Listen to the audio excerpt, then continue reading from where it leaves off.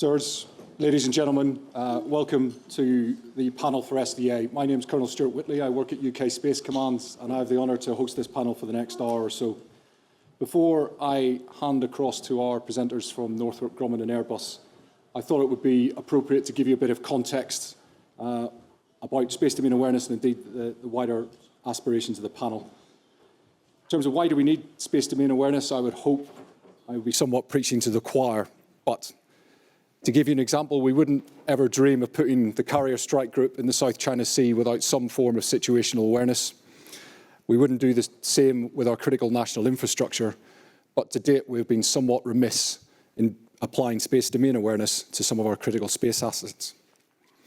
If I was to try and give you an example to bring this home, if I was to encourage you to walk outside, pick up one of the abundantly available e-scooters, don a blindfold and try and make your way to the Houses of Parliament, without any directions or any other way of guiding yourself, you probably wouldn't rate your chances. And that is some of the situation we face today with our space domain awareness capabilities. So as I said, I hope I'm preaching to the choir, and indeed in this room we all recognise that space domain awareness is necessary in the increasingly congested and contested nature of the space domain. So what is the MOD doing about it? Well, in terms of our approach, space domain awareness is one of the 7 capability headmarks clearly laid out in the recent Defence Space Strategy, and it is the MOD's #1 priority. Of the 1.4 billion we receive for the Defence Space portfolio, we have about 85 million of that currently allocated as seed core money to space domain awareness capability, and as AVM Godfrey mentioned earlier, the ability to veer and haul that amount as we see fit and the opportunities arise. But is it appropriate at this point to make sure that we realise that space domain awareness is not just about the sensors? At its heart, it is an information problem. We have to generate space domain awareness, we have to process it, evaluate it, attribute it, disseminate, and also decide upon that information. And it's picking up on the theme of today already, where it's about getting information to the point of need at the speed of relevance. In terms of what we're doing currently with Inside Defence, we have extensive collaboration within the UK National Space Operations Centre, which you've heard about already today, working alongside our colleagues from the UK Space Agency and our industry partners in the Commercial Integration Cell. We also have extensive information exchange and feeds with our allies, but there is always room for improvement. And that allows me to segue into our first speaker. Troy Brashear is from Northrop Grumman. He is the Vice President of the National Security Systems Business Unit within the Tactical Space Systems Division. A retired Air Force officer, he has extensive air and space experience in Northrop Grumman, focusing on developing and delivering critical space systems. And it's a pleasure to welcome him on stage today to hear about Northrop Grumman's efforts in this area. Troy, stage is all yours. Thank you.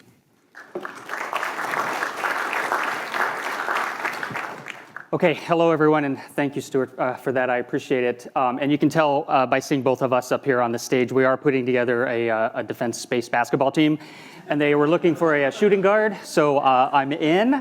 We've got a couple power forwards between Stuart and Rick coming up here pretty soon, but thank you for the time today. I really appreciate this, and I'm pleased to speak to you about Northrop Grumman's role in space exploration, as well as some of the amazing partnerships and efforts from around the world in our industry. And I promise I only have about 20 slides, I think about 400 words, 10-point font per slide, so just bear with me for a little bit. Actually, maybe a little bit less. International cooperation, partnerships, and healthy competition are essential to achieving progress in space. Space belongs to us all, and perhaps there's no better example of an international endeavor with a truly widespread global contribution than the recent launch of the James Webb Space Telescope. James Webb is a tremendous feat of engineering built through collaborative work and a great dedication of a vast international community. Webb is truly a telescope for the world, and astronomers worldwide will be able to study world-class science it will deliver and give us a broad understanding of the origins of the universe, inspiring future generations. Northrop Grumman is the prime contractor for the James Webb Space Telescope, but it took thousands of scientists, engineers, and technicians from 14 countries around the world to build, test, integrate Webb. and in total, 258 distinct companies, agencies, and universities participated. The Webb International Partnerships are the perfect example of what can be accomplished when we as a human race work together to attain a common goal. While I just mentioned that space is something we all own, on the other side of this is the responsible activities in space that are essential. The domain is already contested and congested, and with increased risk to sustainability and stability of outer space and human spaceflight. We must work together as allies to deter adversaries and ensure that space domain awareness capabilities provide awareness and, if required, attribution of negative actions. Irresponsible behavior in space carries a high risk of escalation and could impair the free and unhindered use of space for all countries. In support of this important space domain awareness mission, Northrop Grumman was recently awarded a contract by the United States Space Force to leverage its commercial partnerships to develop, test, and field the Deep Space Advanced Radar Capability, also known as DARC.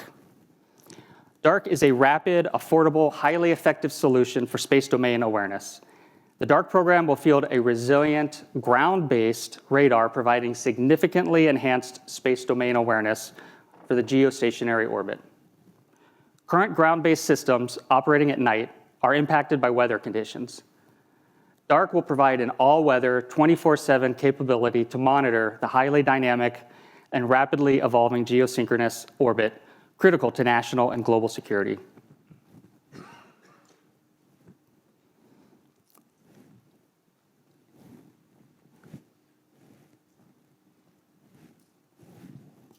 It's truly an incredible time to be part of what some call the 21st century space race. We are seeing tremendous innovations that could potentially lead to in-space vacations at orbiting space hotels, point-to-point travel through space, and eventually putting humans on Mars. Commercial companies continue to play an increasing role in the space industry, launching rockets and satellites, transporting cargo and crew, building infrastructure in low Earth orbit and around the moon. While innovation in space inspires competition, it is also bringing out the best in humanity. And the scientific discoveries we make along the way will foster opportunities to turn new knowledge into things that will improve life here on Earth. The industrial landscape has transformed over the last few years with primes, mid-tiers, startups, and scale-ups all working together to deliver amazing capabilities in the civil, defense, and intelligence sectors. As one example of defining possible, NG Space Logistics has turned what was only talked about, docking with a geosatellite to provide a life extension, into reality, doing it twice now. They were historic rendezvous, marking the first time docking has been performed on an operational geosatellite carrying live traffic with 0 customer outages. Space Logistics are also about to launch a mission robotic vehicle and second-generation life extension vehicle. This is continuing to push the boundary of possible by building an adaptable satellite servicing and logistics architecture with our mission robotic vehicle and mission extension pods. The sophisticated robotics of the MRV will expand the benefits of the MEV currently offers to our clients to include detailed robotic inspection, augmentation, relocation, repair, active debris removal, and docking with non-standard client spacecraft interfaces. Northrop Grumman's ESPA-STAR platform is another example of offering user flexibility and is providing an affordable path to space for payloads. The ESPA-STAR platform uses a customized payload adapter ring as part of its structure and provides a modular, cost-effective, and highly capable infrastructure for hosting experiments and operational payloads. The ESPA-STAR platform leverages the available mass margin from a launch vehicle and is optimized for GEO missions, but is adaptable for LEO and MEO missions as well. Commercial, defense, and academic collaboration, along with partnerships, create optimal space effects and a lasting ecosystem. Brainpower to solve space problems comes from everywhere. We work with academia, industrial partners, both large and small, and our supply chain to address our customers' requirements, and sometimes to provide them capabilities they haven't dreamt of yet. There's no doubt about the criticality of space assets in providing daily civil, commercial, and military activities. Global communications, secure bank transactions, transport, meteorology, and navigation all rely on them. And these all need protecting. But there are direct military applications of space resources too. Satellite communications, positioning, navigation and timing systems, Earth observation, intelligence, surveillance, and reconnaissance applications are all fundamental operational capabilities of modern armed forces.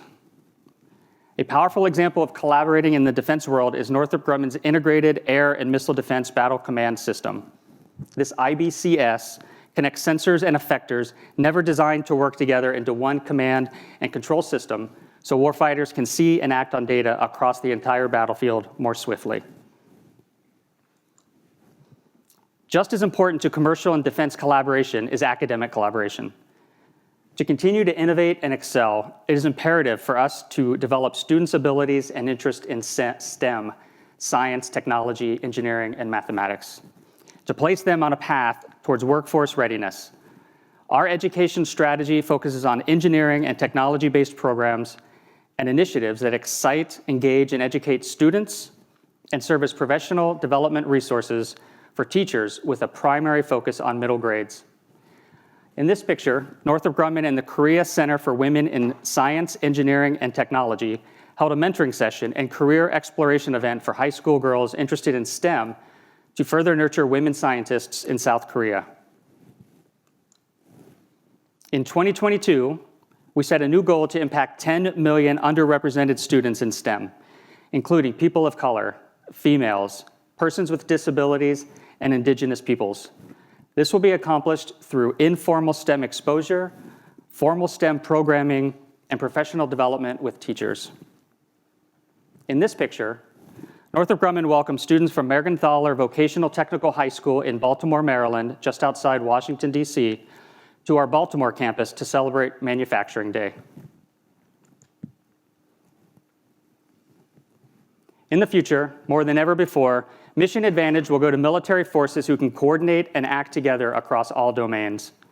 Observing, orienting, deciding, and acting together faster and with greater effect than their adversaries is the next generation technological edge for joint combined and allied forces.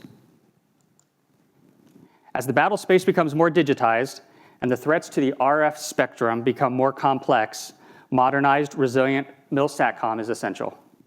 We believe that as comms capabilities develop in the next few years, we will start to see a fully integrated multi-orbit defense and commercial comms system that will allow the users in the operational land, sea, and cyber domains to communicate at a range of levels of security. Northrop Grumman's GeoStar commercial satellites are among the industry's best-selling small and medium-class communication satellites. The world's leading satellite communication services providers rely on our lower-cost, highly reliable GeoStar satellites for their broadband, television broadcasting, mobile communications, business data networks, and other telecommunications missions. Northrop Grumman is also an industry pioneer in the incorporation of civil and military-hosted payloads on its commercial spacecraft. Northrop Grumman is applying its complete mission engineering expertise to provide protected military communications, commercial communications, and the ground systems that help bring millions of people together every day. We have been providing jam-resistant systems for military communication satellites for over 30 years. Northrop Grumman delivers secure, protected, and survivable communications to help U.S. military services achieve information superiority.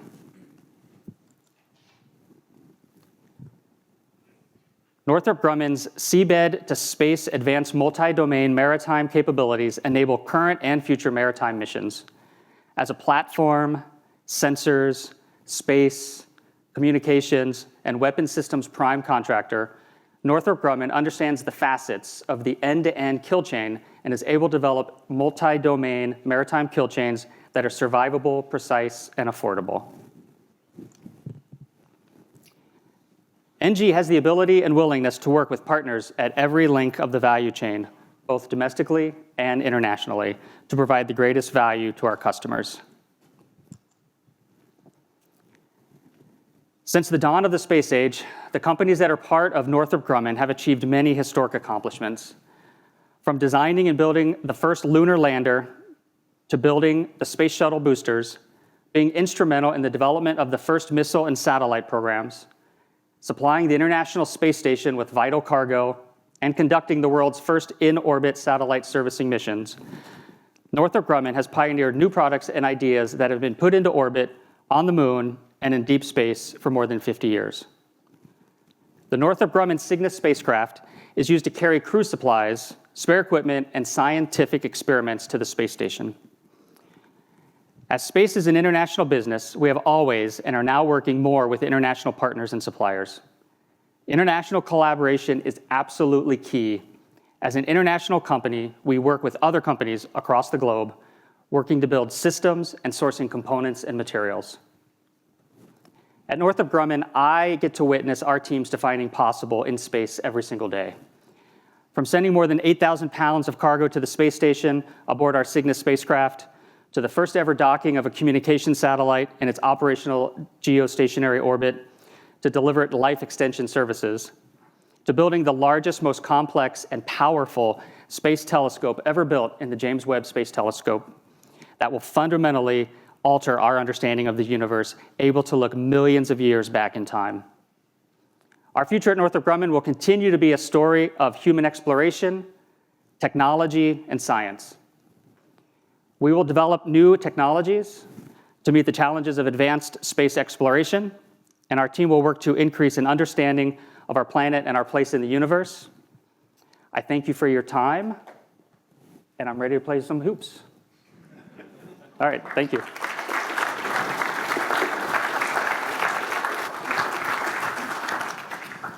Troy, thank you very much for that. Before I hand over to the next presenter, it's worth bringing out some of the, I think, some really interesting points that Troy raised there. Starting in my position in Space Command, trying to cohere the defence space portfolio, I think I have a problem when I hear about James Webb having to coordinate 248 distinct entities or companies. I think I'm rather more enthused about my chances of success having had that example put in front of me. But equally, you made a really good point about the international community's responsibility to call out irresponsible behaviours in space and how we work towards those agreed international norms. And that links to some of the stuff we've already discussed today. It might be something we pick up in questions. I think a challenge for us on the defence side, you raised the issue about how we leverage the varied industry base right from the start-up to the established industry players and primes like yourselves. That's something certainly needs more consideration. And I like that catchphrase of defining the possible. But something I think struck a chord with me was about the necessity to engage and grow the next generation. I think you give some really good examples of that there. And I think personally it's some laudable aspirations in that area that we can all get behind and support. Our second presenter today is Rick Greenwood from Airbus, another former RAF officer. Rick is currently the head of CIS and military satellite communications, and also the program director for Skynet 6 Alpha within Airbus. He has an enviably broad experience before joining Airbus. Having left the RAF, he took jobs with the European Space Agency, US Jet Propulsion Laboratories, worked for the Defence Research Agency, and then came to Airbus focusing on satellite operations, architecture, and technical specifications. I think with that CV, he is ideally placed to give our next presentation, delving into the depths of SDA a bit more on a specific topic that's probably close to most of our hearts. Rick, the floor is yours. Thank you. Thank you very much for that introduction. Okay, what I'm going to do now is sort of change the pace slightly and actually talk about how Airbus approached SDA when we first took over the responsibility for flying the Skynets in 2003, and how we've developed the SDA over the subsequent years. So it'll be a more practical view of what SDA can do in a real-life situation, and maybe some of the lessons learned of how SDA needs to be developed in the future. So this will be a focus on safety of flight, identification and protection of space threats, identification and management of RF threats, and although very important, I haven't got time to touch on space weather and how we manage that and monitor that, and also the cyber threats, but happy to take questions afterwards.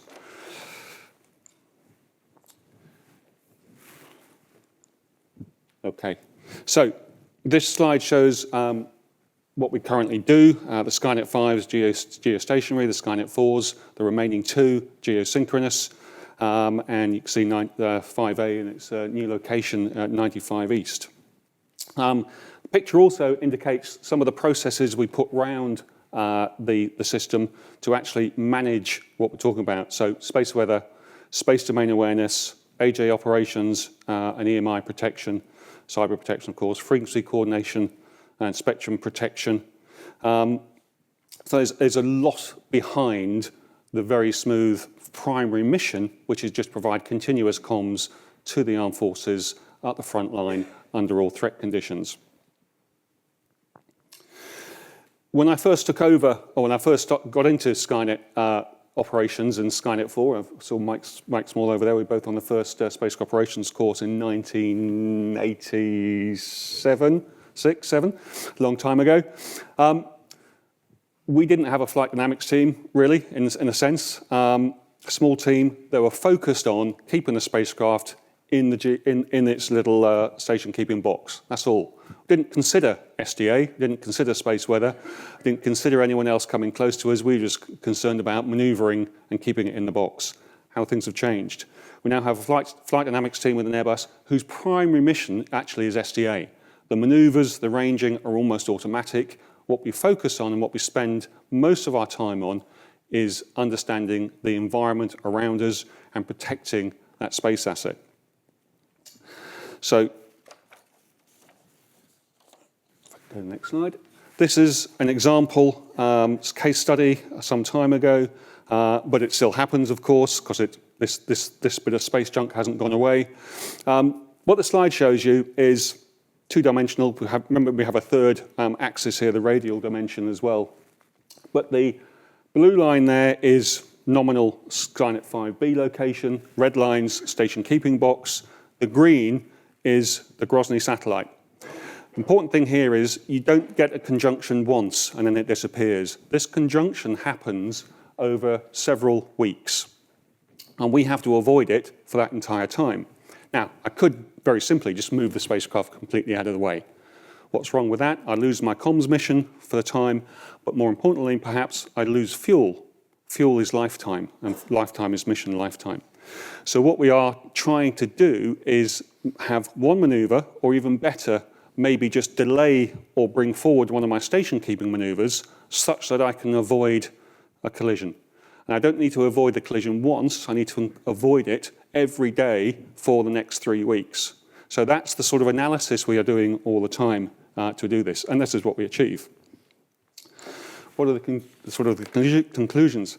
What we find when we do this is we collect SDA data from several sources, 2 or 3 sources, and we start getting an indication that we might have a close approach about three weeks out.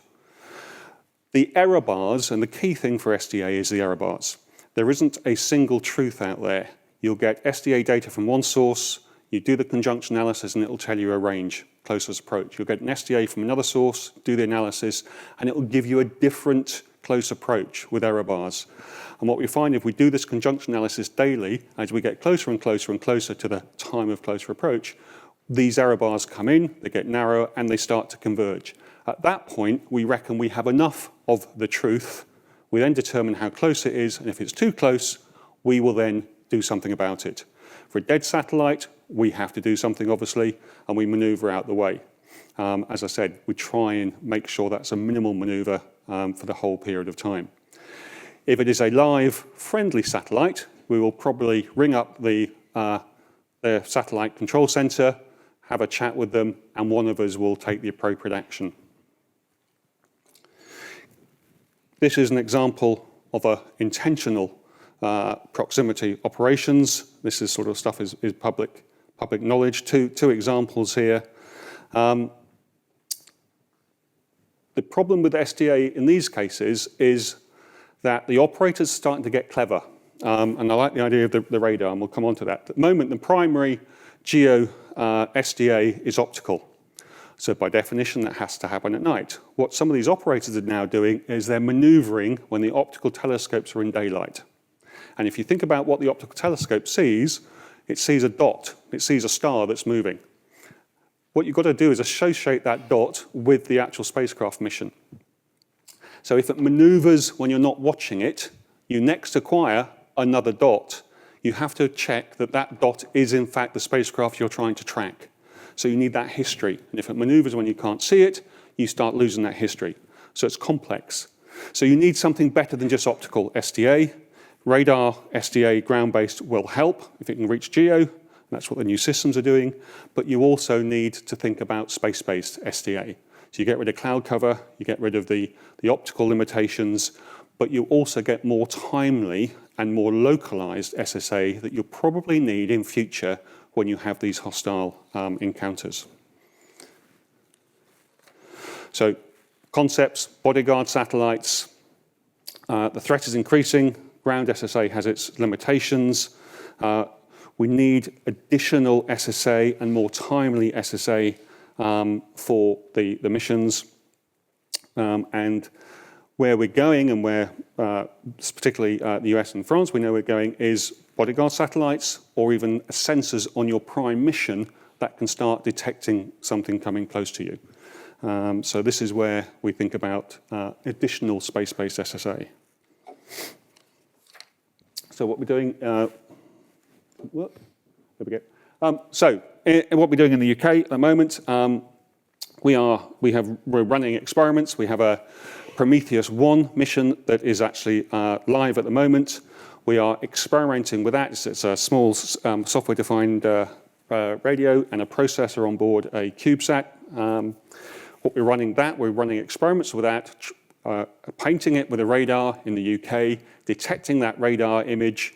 The processor on board the spacecraft then detects that, it pre-processes it on board the spacecraft and downloads a JPEG image of that radar acquisition. And we're then looking at, when we do radar acquisition, is it just painting? Is it just acquisition? Is it tracking us? Different radar pulses start to determine if we're tracking, or is it just for interest? So we're doing experiments at the moment with Prometheus 1 to see how we can evolve the TTPs, to see how we can improve space-based SSA, and actually what actions do we need to take and what time-based do we need to take those actions in. So do we need to react quickly or can we take longer to react? So these experiments are both proving the type of sensors and processing we need in space-based situational awareness and also helping us develop more advanced TTPs. The other things we're doing on the ground is looking at laser warning receivers. This is analogous to aircraft when they have radar and laser warning receivers. If you think of proximity, and I'm sure Troy could sort of go into more of this, proximity operations usually end up with two spacecraft quite near to each other. They do radar tracking to come within a certain range. As they get really close, they switch to laser tracking to give you more accuracy. So if you have radar and laser warning receivers on your spacecraft, you can start determining when something is actually getting very close and maybe what it's doing. And then finally, if you have optical, then you can start attributing and as a deterrence to understand and maybe put out there, like we have in Ukraine, what is actually going on in space. Spatial SDA is not the full story. And what we need and what we do a lot of is understand the RF domain in space. And this is critical. All SATCOM will get interference, military and commercial. Most of the time it's blue on blue, an operator mistake, or someone coming up unauthorized just because he wants to have a free ride. But spectrum domain awareness is really important for Milsatcom to try and help manage and mitigate the interference. But we can also use RF SDA to determine spatial attributes. So we have a bunch of tools, both COTS and bespoke Skynet tools, that we use to actually build an RF domain picture. Geolocation. one of the first things we need to do to actually manage RF jamming and interference is geolocate where that is coming from. We can do two methods. We have a space-based geolocation with Skynet 5 with a phased array that can do sort of a source location from space, which is very, very quick, very useful. But we find it's more accurate if we combine it with the classic ground-based location using time and frequency domain geolocation. The problem with that, it needs an adjacent satellite. It needs adjacent satellite where the sideband of the jammer actually is going through the adjacent satellite. As we've been using Skynet 4s to great effect of that, and some of the Discus satellites and the WGS satellites as partners to actually use that adjacent satellite. They are diminishing. Satellites are becoming processed. So the ability to do normal ground-based geolocation is starting to diminish. So what we've been looking at now is a combined LEO-GEO geolocation capability.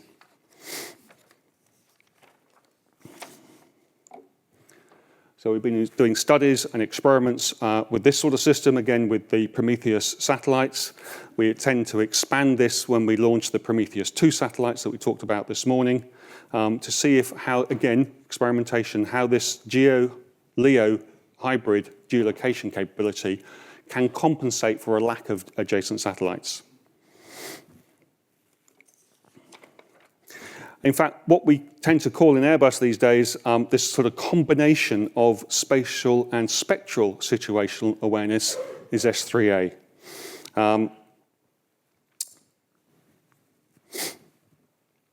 It's really key to combine them both. It can provide advantages. We can range satellites, we can range hostile satellites and locate them in space by reversing the geolocation simply. We can use spatial geolocation, RF geolocation, for jamming operations, and we can also determine where other spacecraft are. Benefits for this combination is improved RF understanding, improved geolocation, improved jamming operations, and we can improve the spatial-based awareness of where other satellites are, if they're active, of course. So, summary, protecting the future in summary. We've seen how we need to intertwine and make interdependent the spatial and spectrum awareness, particularly in the SATCOM world. The Airbus Ops team are integrating these at the moment. We're doing experiments on P1 and we're doing experiments on P2 when that gets launched later on this year. There's increasing need to improve and enhance the geolocation capabilities, perhaps by a LEO-GEO combination.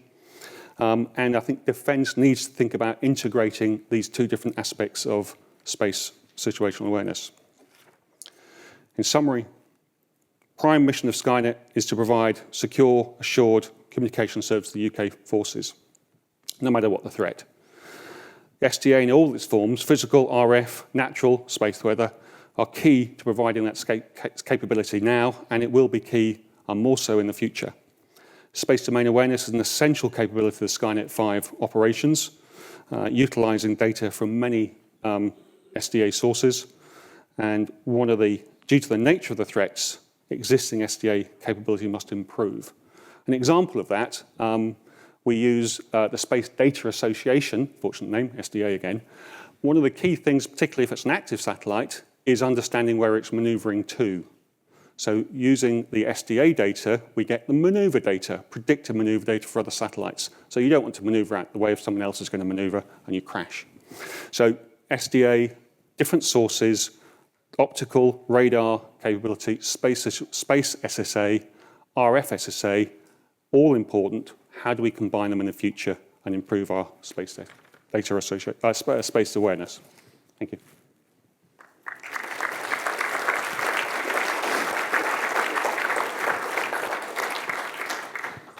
Rick, some really interesting points there. Thank you. Before I invite you back, both, I'll invite you both to come onto the stage, please, and take a seat for the panel. I think it's worth reflecting on a couple of the points that Rick brought out there. What particularly struck me was there's no single version of the truth. This is about triangulation, conjunction analysis, and going through the problem again and again until you've got enough of a truth to make a decision. And I was very struck by the interesting developments you laid out in spatial SDA and how you can combine that with RF. I thought Commander UK Space Command had got the new term of the day with space bacon earlier. I think that may have been passed by Spatial Spectral Situational Awareness, or S3A.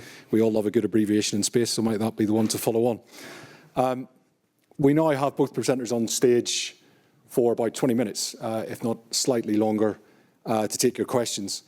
I think both of them have teed us up very well. We've had a very good broad brief from Northrop Grumman and Troy, and then a real deep dive into the Skynet capabilities from Rick. So there's 50 plus years experience on the stage here for us to get stuck into for the next 20 minutes or so. Is it 40-10 or? Well, I'd make a slight quip back. As a defence user, this is surely where we look to industry to collaborate and deliver us the best product possible. So I shall let you two primes fight that out about who goes for the longest. So there's a couple of questions in from the virtual world. We'll start with them and then we'll come out to the floor. Start with this one first. I'll ask Rick to pick this one up first, please. What could the defence industry do more of to help identify and support requirement development for defence space technologies, especially around SDA? Requirement development. It was touched upon earlier, I think, is one of the things that we continually talk about, but MOD and industry, is how can MOD and industry collaborate better? And I think that takes MOD to provide industry with where they want to go, and that is, meaningful engagement. What are the architectural concepts? What is your problem space? If we can do that, if MOD can do that, industry can then focus their R&D on those problems, and then they can contribute better to actually developing capability for the MOD. I still think there is work to do in that two-way collaboration. I think that's quite fair. Troy, anything you would follow up on? Yeah, a previous speaker mentioned a collaboration on missions early on, right? So we are all involved in requirements and requirements definition and requirements flow down, and it can be very tedious and time consuming, right? And so, but there's a place for those, certainly. I think having the discussions on mission needs up front, finding collaborative partners to help walk, war fighters through that, and trying to figure out what kind of capabilities exist today that can be maybe repackaged, put together, partnered together across companies to bring solutions forward. I think that's, if industry can do that, I think we can collaborate amongst each other as we collaborate with governments to bring mission solutions faster. Okay, it's interesting. If I could just pick up on that, because I think it's a bit of a theme from today, and certainly we've had it recently at the US Space Symposium and indeed the Defence Space Seminar we ran at the end of March. This idea that actually MOD needs to get better at articulating its problem set. So it's not necessarily the requirements word. We should always ban the R word and talk about early engagement around a problem. And there's, you're right, the point made earlier that we actually contract for a solution to a problem might give us a bit more variation. Representing sort of the amount of experience we've got on the stage individually and the companies you represent, do you think that's a fair way to proceed? Is it, yeah, definitely. I mean, there's a lot of commercial operators, spacecraft operators in the house, and commercial operators. Often, what we do when we build spacecraft for commercial operators is they come to us. Here's my business case. Here's I want to do direct home TV, or I want to do something else. Here's the problem. Can you then offer both a technical solution and, by the way, and the spec that we can then contract against? They don't give us a satellite spec. They give us the problem.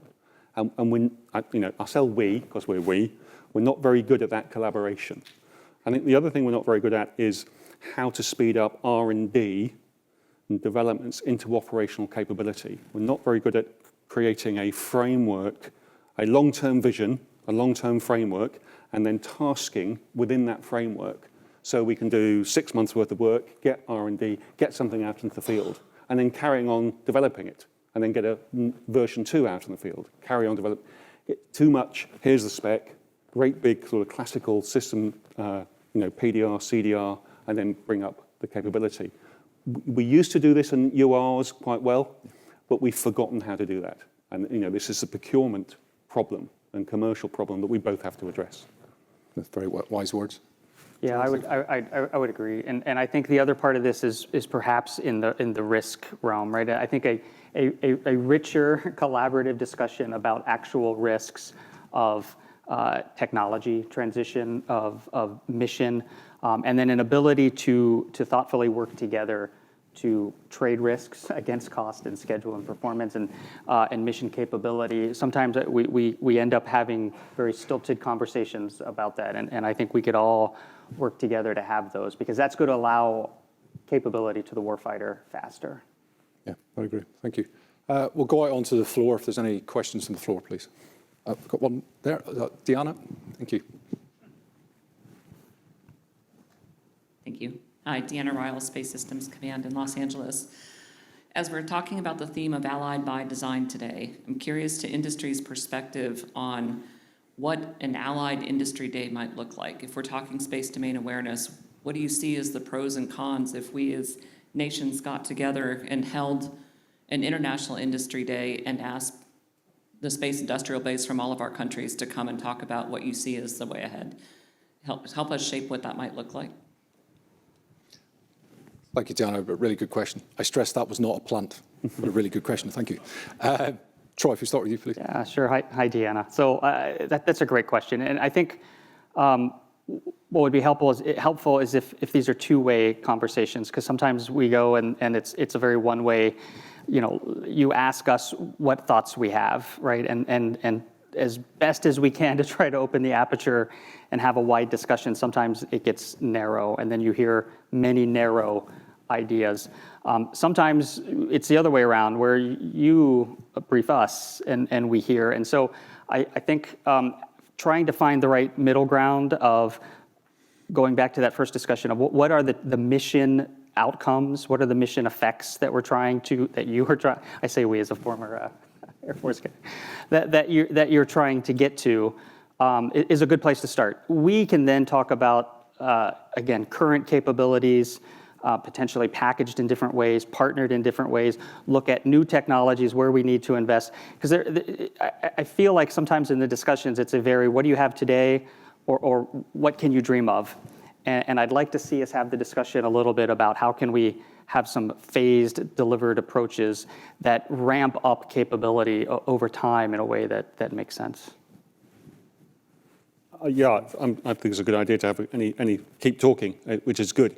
My observation, though, there's commercial companies that do this already. There's AGI, there's Exoanalytica, there's obviously the TLEs that the Space Command sort of push out as conjunction analysis data, but it's not fused, and then it's not open source. One of the problems we had in the early days was getting very timely TLE data with the full catalogue, such that we could do conjunction analysis.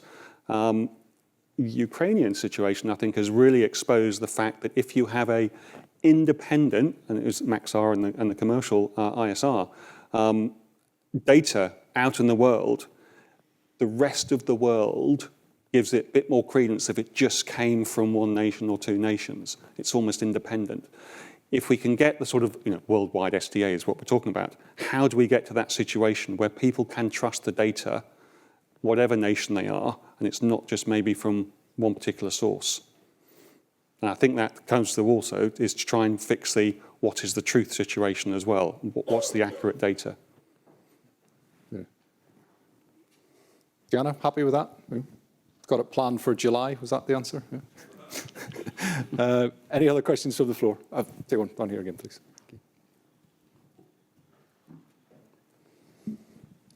So a question with two elements. Just picking up on the last comment, I'd say that might be better not having a single industry day, but understanding the perspective of the allies and their problem set, and allowing industry, relating to the question earlier, who has a footprint in each of those countries, to potentially come together with collaborative views of how they might address that, and a series of engagements around that area.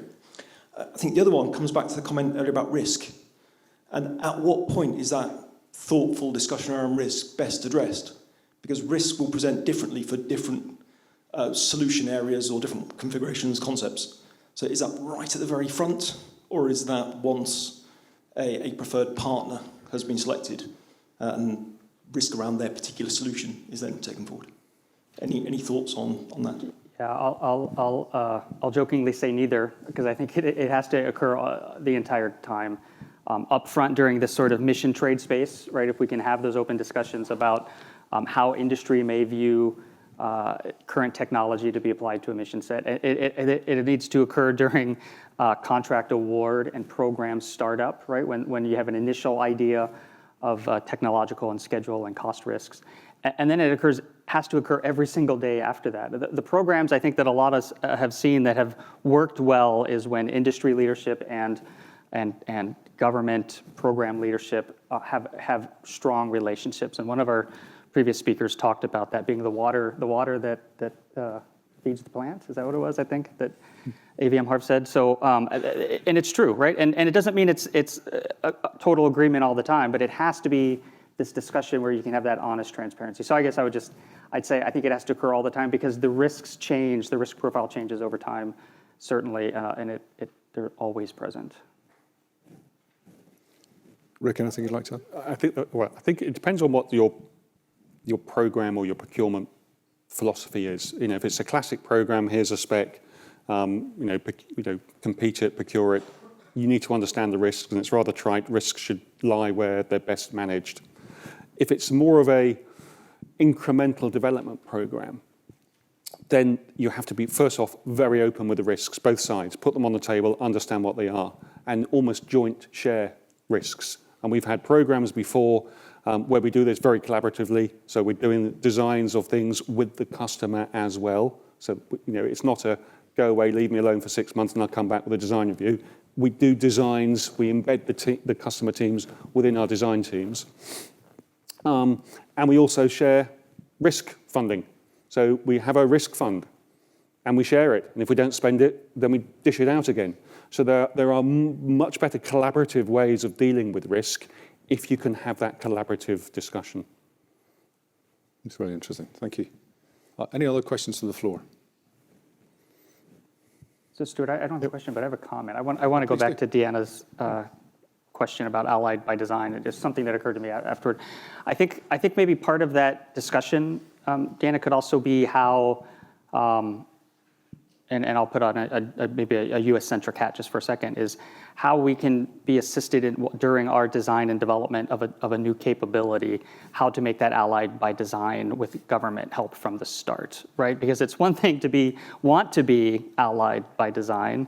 It's another thing to actually get it approved to be allied by design, right? And fielded and tested and to be able to be delivered. So I think in that sort of SDA maybe discussion or others have that talk about how we can all go on that allied by design journey, which involves policy and technical approval and things along the way. I think that's a key to that discussion. That's a fair point. We've got one question specifically, you'll be pleased to hear, Rick, for you from Catherine Courtney. It says, for Rick, as a member of the Genosis steering board, I hope I pronounced that correctly, could he speak a bit about what he sees as key areas for collaboration between industry and the research community to enhance SDA capabilities? And then the second part, to also interested in other panel members' views on that. What are the known unknowns at the moment where scientists can help? Yeah, so Genosis, which I'm sort of help on the steering board, is trying to bring the scientists and the academia, particularly the sort of astronomy teams, together with industry, together with the governments, to see how we can apply scientific research to the problem of SDA. There's an awful lot in the astronomy scientific community where they're doing pure research, but actually if you can focus that research and extract some of it, techniques to actually apply to the SDA, it could be really, really powerful. And that's what sort of Genosis is trying to do. I think where it needs to go next actually is start developing what are the scientific techniques that might be useful, and then start developing it into real experiments and real practical, sort of moving it from a scientific to R&D to then operational concepts. And I think that's maybe the next stage for it. Troy, any thoughts on that there? No. Okay. I think we've got time probably for one more if there's another question from the floor. Yes, please. Thank you. Hi, Vinay Derry from D-Orbit. 2 questions. One, if you could split your clients down the middle, defence and commercial, which one of those is more worried about collision avoidance and SDA and so forth? Second question, could you foresee in the future at some point spacecraft making their own decisions about collision avoidance? Who wants to jump on that one first? I'll go if you want. I think there's two. I think in the defence world, in the GEO and MEO, the defence world are more interested in it because of the hostile intentional threats. I think in LEO, the commercial world is getting more and more interested in it because of the mega constellations. So it's a bit of a split at the moment, depending on where the risk is. And there's more commercial activity in the mega constellations LEO than GEO. Can I see spacecraft making their own decisions? Absolutely. And I believe, although I'm not an expert, and I don't know if there's a Starlink expert, I believe Starlink already do that when they actually move from injection from the launch into their operational location. I think they're quite autonomous. So I think that's happening already.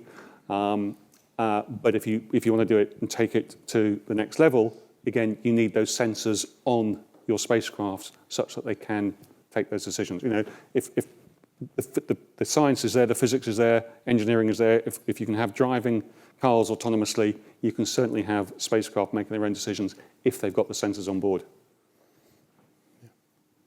Yeah, I agree with that. I think it's the sensor capability, it's the computational power to understand and differentiate what the spacecraft, what the sensors on the spacecraft might be seeing, and then to take action. That's clearly there. So I'd agree. And then back to the first question on collision, I think Rick captured it well. I think the attribution to me is a very important piece of that, especially on the military side, right? Understanding and attribution, trying to discern intent, and then getting to make a decision in a time that is relevant to decision makers, right? It can be a very fast decision that a joint warfighting commander might have to make. And so being able to deliver that in a timeline that's fast is so important. Thank you. I will attempt a very brief summary of what has been a lengthy and indeed detailed Q&A session. I think a couple of things leapt out at me. That ability to come forth early with a problem set and buy industry into that, and indeed not just industry, but academic partners. And Rick, you talked about that full spectrum of development from the far left-hand edge of the academic think piece right the way through to a core operational capability for the military. Real need for openness around risk in doing that early as well. And I just reflect from an MOD perspective, we are, well, my experience would say we're never that good at being clear with risks. There are very few problems, projects, programs, other things beginning with the letter P that we bring a risk appetite statement to industry early on and say, let's discuss it. Here's where we wish to take risk. Here's where we definitely can't. I think that's something we need to sharpen up on. And be clear about what you're trying to deliver. Obviously, that risk appetite, that dial can move if you're trying to deliver an operational concept demonstrator versus going for a core capability. So plenty to think about there. Personally, that's been hugely interesting. Plenty for me to take away in my role. And it's been a pleasure having you both on stage to share your time and insights. And if you'd like to join me in showing our appreciation for your briefs, thank you. Thank you. Good job.